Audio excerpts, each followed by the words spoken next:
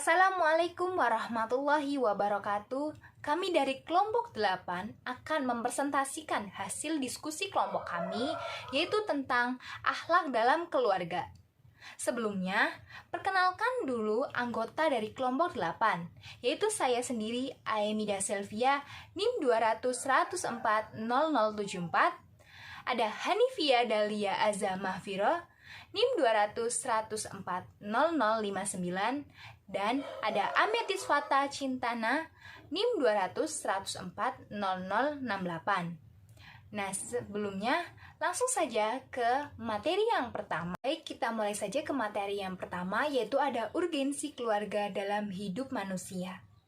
Secara sosiologis, keluarga merupakan golongan masyarakat terkecil yang terdiri atas suami, istri, dan anak. Pengertian demikian mengandung hubungan darah dan juga hubungan sosial. Adapun pengertian dari keluarga dapat ditinjau dari perspektif psikologis dan sosiologis. Secara psikologis, keluarga adalah sekumpulan orang yang hidup bersama dalam tempat tinggal bersama dan masing-masing anggota merasakan adanya pertautan batin sehingga terjalin saling mempengaruhi, saling memperhatikan, dan saling menyerahkan diri. Sedangkan pengertian secara sosiologis, keluarga adalah satu persekutuan hidup yang dijalin oleh kasih sayang antara pasangan dua jenis manusia yang dikukuhkan dengan pernikahan dengan maksud untuk saling menyempurnakan diri dan saling melengkapi satu dengan yang lainnya. Dalam keluarga yang sangat dibutuhkan oleh anak adalah keutuhan, yaitu adanya ayah dan ibu. Karena dengan adanya keutuhan ini dapat menciptakan potensi dan kepercayaan anak. Oleh sebab itu, orang tua harus berupaya menginternalisasi nilai-nilai moral dalam terwujud dengan baik.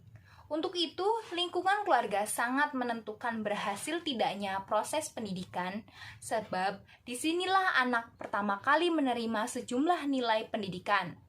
Adapun nilai pendidikan yang diberikan berupa tanggung jawab dan kepercayaan yang dirasakan oleh anak dan akan menjadi dasar peniruan dan identifikasi diri untuk berperilaku. Orang tua juga harus menanamkan nilai moral dan agama.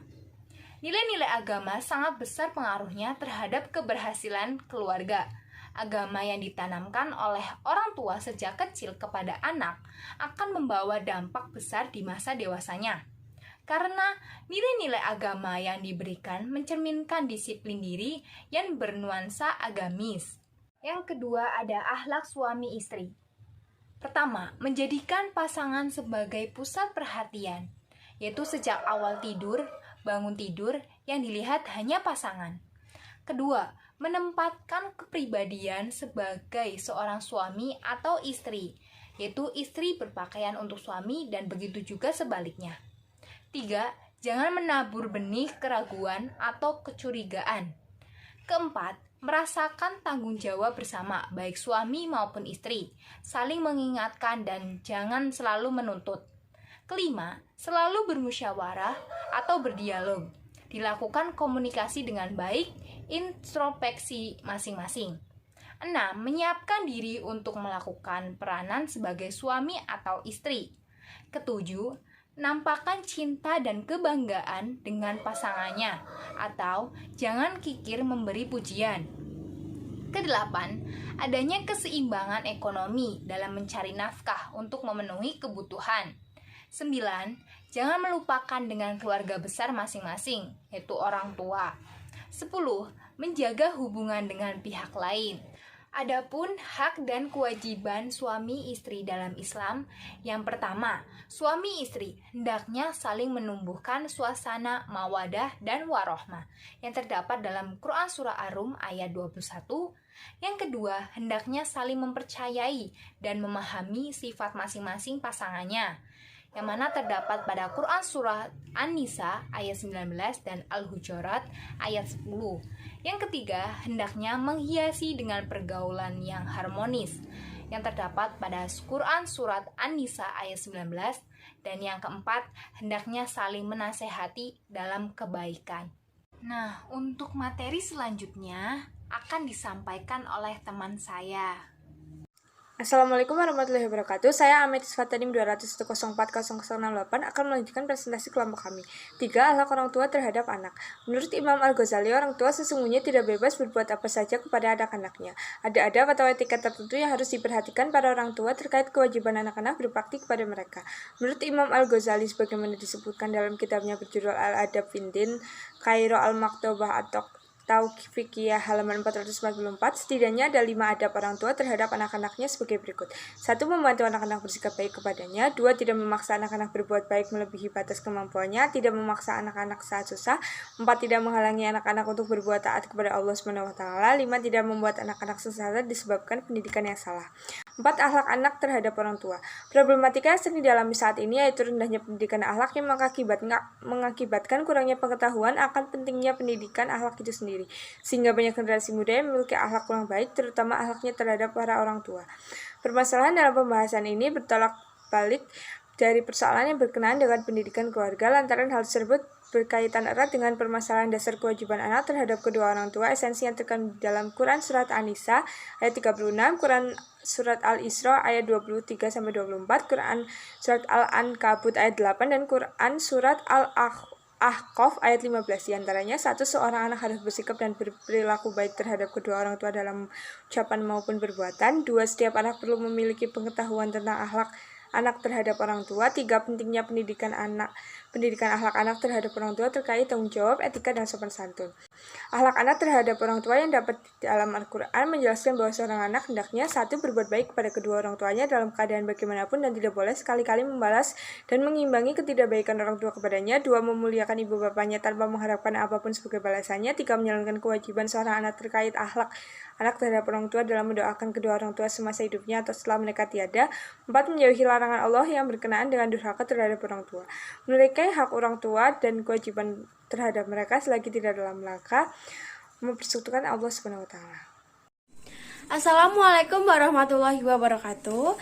Saya Hanifia Dalia Azama Fira, NIM 59. Di sini saya akan menjelaskan materi yang selanjutnya, yaitu membangun keluarga sakinah.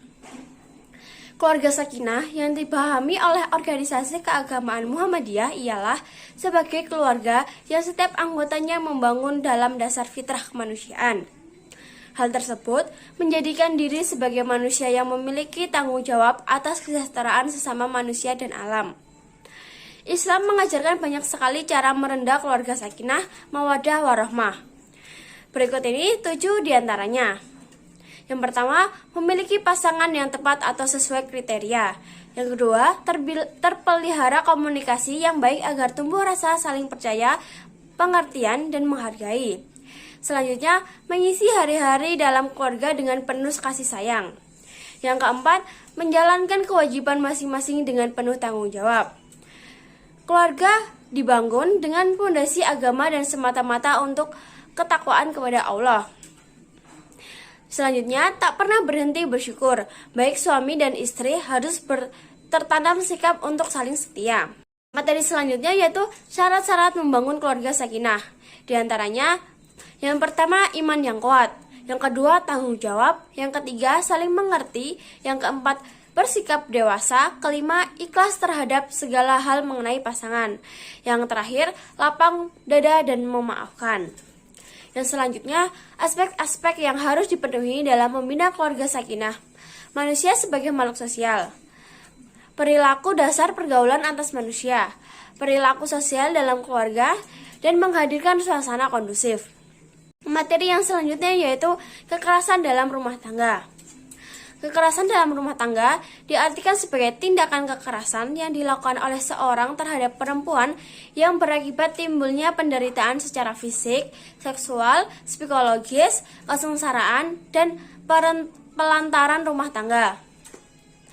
Secara khusus, Islam tidak mengenal istilah kekerasan dalam rumah tangga.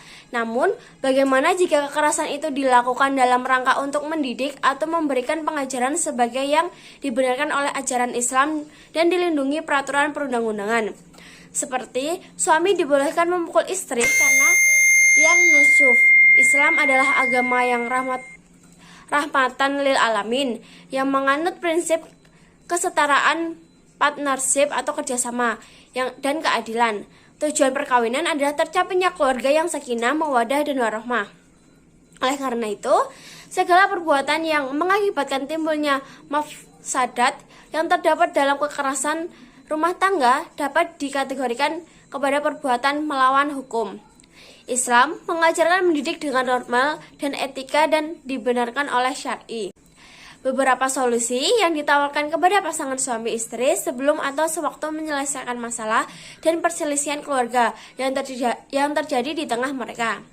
Yang pertama, jika suami atau istri ingin mencari solusi masalah dan perselisihan, hendaknya ia memposisikan diri sebagai orang yang berselisih dengan dirinya. Dengan begitu, ia akan mengetahui bagaimana seharusnya ia bersikap terhadap orang yang berselisih dengannya. Selain itu, ia juga harus mengetahui pangkal masalah atau sebab-sebab terjadinya. Barulah ia memutuskan jalan keluar. Yang kedua, menasihatinya dengan lemah dan lembut dan menggunakan hati. Dilakukan pada waktu yang tepat dan kadar yang tepat pula.